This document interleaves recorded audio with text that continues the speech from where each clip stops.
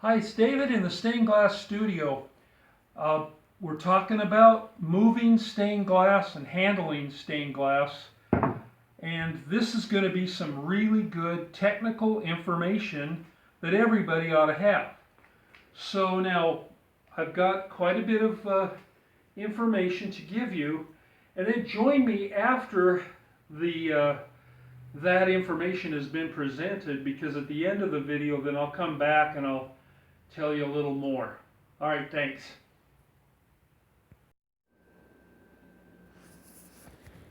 We've all seen those trucks running down the road with their loads of glass sitting in upright racks. You know, it's such a common sight that we may not even ask ourselves why they ship glass standing up. Glass racks used by commercial glass companies are designed to hold glass vertically and at a slight angle. Our glass rack is built 52 inches high and the bottom is 13 inches wider than the top. This gives us about a 14-degree angle to hold the glass. But why is this necessary? For one thing, with the glass resting at a slight angle, the effects of gravity help to keep the glass in the rack.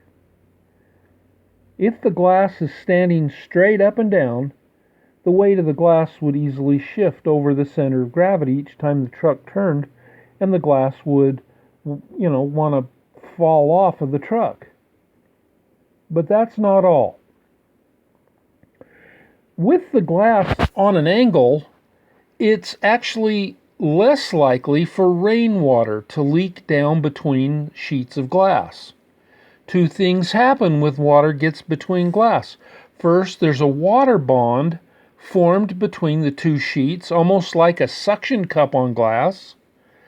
The two sheets have no air between them because it's been replaced by the water, and it can be quite hard to get them apart. And second, and much worse, is the potential for the sheets to water etch, a condition where minerals and chemicals in the water actually form deposits and cause the glass to turn cloudy. The science of why we want to handle glass vertically instead of horizontally is quite fascinating, and we'll cover more about it further down in this article. But first, let's look at how to best handle an art piece to take advantage of its vertical strength. When I need to flip a large piece of glass over, I first slide it near the edge of the table for ease of movement. Then I slide it over the edge of the glass so that I can easily grasp the glass. This piece is 5 feet wide and 4 feet high. I would recommend that you have help when turning a piece this large, but being large makes for better pictures, and so I risked it when turning this piece over. I slide the panel halfway over the edge of the table. The other half of the window is still supported by the table, and I'm holding the bottom half of the window up with my right hand. I have to be careful to keep the window from flexing. I have to support the window just enough. Too much and I lift it and break it. Too little and I'm not supporting it and it cracks. Letting the middle of the window rest on the table edge, I allow the bottom of the window to drop, holding it with my right hand, and I gently pull the top half of the window up with my left hand. This is a real balancing act, and this is the time when having two people really helps. As the window becomes vertical, the weight of the whole panel is held in my right hand, and I ease the panel up above table height so I can rest it on the table edge. At this point, the whole panel is very wobbly, and my movements have to be very precise and gentle. I simply let the paper that the panel was resting on fall away. As I gently rest an edge of the window on the table edge, I'm able to begin to turn the panel. The paper finally falls away completely as I continue to carefully spin the window. The piece is so large that any movement causes the whole panel to rock back and forth, so I really must use caution not to break it. Once I get the panel turned, I position myself so that I can lower the window back to the table. I lower the panel below the table so that I can rest the middle of the edge like I did before. I lower the top half of the table while raising the bottom half, just the reverse of before. Then I push the window onto the table, ready to solder the back side. Okay, I said I would talk a little bit more about this, and so the science of why we want to handle glass vertically instead of horizontally is easy to understand if we just remember that it's very thin. Since glass is such a thin sheet, its shape determines a lot of its strength. When a sheet of double strength 1/8 inch glass is held horizontally, the weight of the glass pulls against it.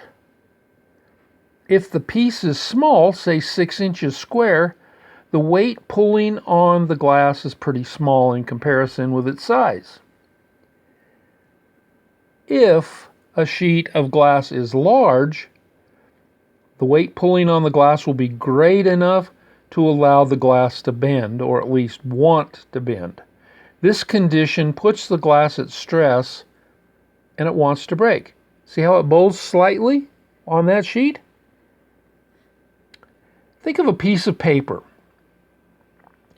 When a sheet of paper is held standing up, it stands a little easier when you hold it vertically. Try this. Hold an 8x10 piece of paper with just 2 fingers in a vertical position. It's not easy, but you can do it. Try to hold your piece of paper with 2 fingers horizontally. It doesn't work. Its weight pulls it down. Now take some scissors and cut a 2x2 square from the paper. Hold it horizontally. Why doesn't it fold? Because the pull of gravity on it is less, just like the weight of the 6-inch square piece of glass. If that same bigger piece of glass is stood vertically, the weight of the glass is supported by the surrounding glass. In other words, the glass tries to support itself. Now, you know why we recommend that customers lean a panel up in the back seat when they take it home.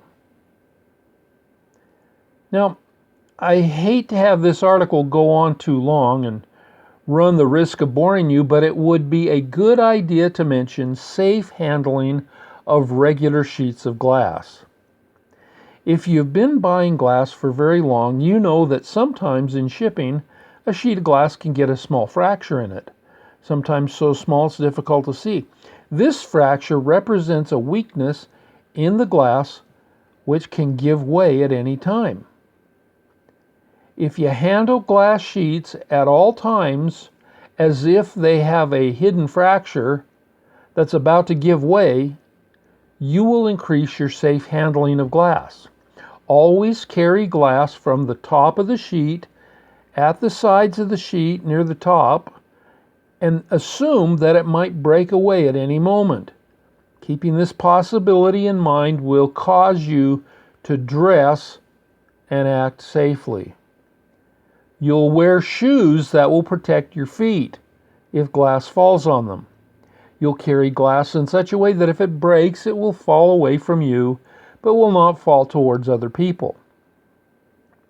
And you'll store glass carefully to minimize fractures from forming in the glass. Okay, on this one, this is a big long one. See, I've got all these little pieces of jewel here. Well, they need to be placed in the right place. I had a towel under this, and I don't know what happened to it. but it's holding it up above table height.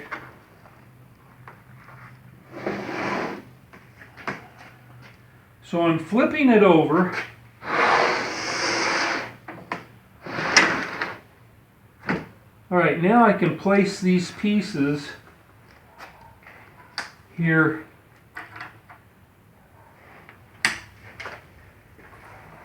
Gotta foil them. Okay, well, I think that was pretty good information. You know, it might have been long, it might have been, I thought it was pretty well presented. Now, one of the things that we do here in the studio is we like to teach our students how to handle stained glass. And so this is a square. This is about the size that a normal student will build. And what we do is we teach them that they can slide it halfway over the edge of a table and drop it down and lift it up and bring it up safely. Now, look, this thing is solid. It's not in any danger of getting broken. However, you want to stay in the habit of lifting it, putting it back down in such a way that you're in the habit. And that's what you want to do. Now, we want to invite you to work with us on Patreon. We keep putting out more and more little pieces. We have patterns on Patreon. 10 days from now, we're going to have a group of friends come over and help glue. We've already finished 2 of the 4 panels for the mosaic project. And so the more people we have joining us on Patreon, the better things will be. We've been able to take the few dollars that we've made and use them towards that project. And we really appreciate you joining us and being with us. Thanks so much for being with us and being a part of our stained glass adventure. Bye.